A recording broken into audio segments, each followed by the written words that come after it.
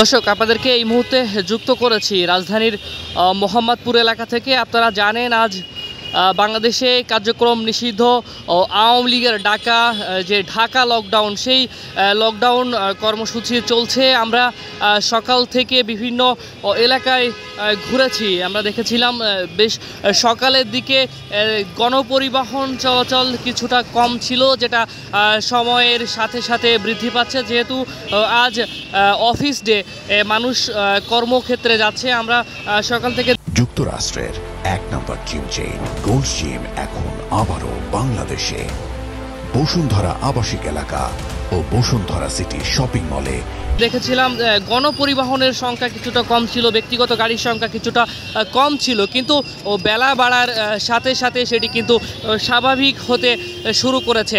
মোহাম্মদপুরের যে এলাকাটিতে আমি এই মুহূর্তে দাঁড়িয়ে রয়েছি, এটি একটি ব্যস্ততম এলাকা। ঢাকা শহরের বিভিন্ন এলাকায় এই মোহাম্মদপুর বাস স্ট্যান্ড থেকে যে গণপরিবহনগুলো রয়েছে, সেই গণপরিবহনগুলো কিন্তু বিভিন্ন এলাকায় এখান থেকে ছেড়ে যায়।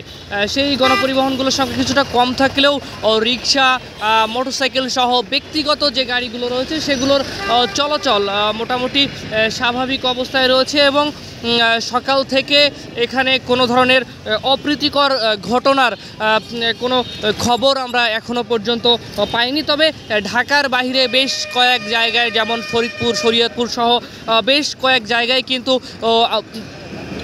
আওয়ামী লীগের ঝটিকা মিছিলের খবর পাওয়া গেছে। এছাড়া গতকাল রাতে বিচ্ছিন্নভাবে কয়েক জায়গায় তারা ককটেল বিস্ফোরণ ঘটিয়েছিল।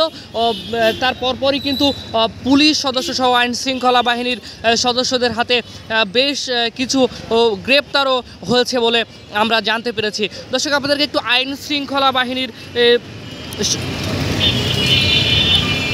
উপস্থিতি সম্পর্কে জানাতে চাই। এই এলাকাটিতে কিন্তু আইন শৃঙ্খলা বাহিনীর উপস্থিতি রয়েছে। আমরা দেখেছি বেশ কিছুক্ষণ পরপরই কিন্তু তারা টহল দিচ্ছেন, তাদের টহলও জোরদার করা হয়েছে।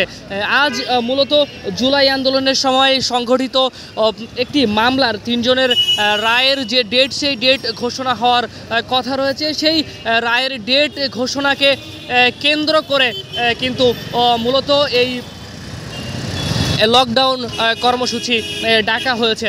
দর্শক, আপনাদেরকে একটু দেখাতে চাই, ঠিক রাস্তার অপর প্রান্তে কিছু রাজনৈতিক দলের নেতাকর্মীরা তারাও কিন্তু এখানে অবস্থান নিয়েছেন, যাতে কোনো ধরনের অপ্রীতিকর ঘটনা এই এলাকাতে না ঘটাতে পারে। তো দর্শক, এই ছিল আমার কাছে মোহাম্মদপুর এলাকা থেকে কার্যক্রম নিষিদ্ধ হওয়া সংগঠন আওয়ামী লীগের ডাকা লকডাউনের সবশেষ পরিস্থিতি।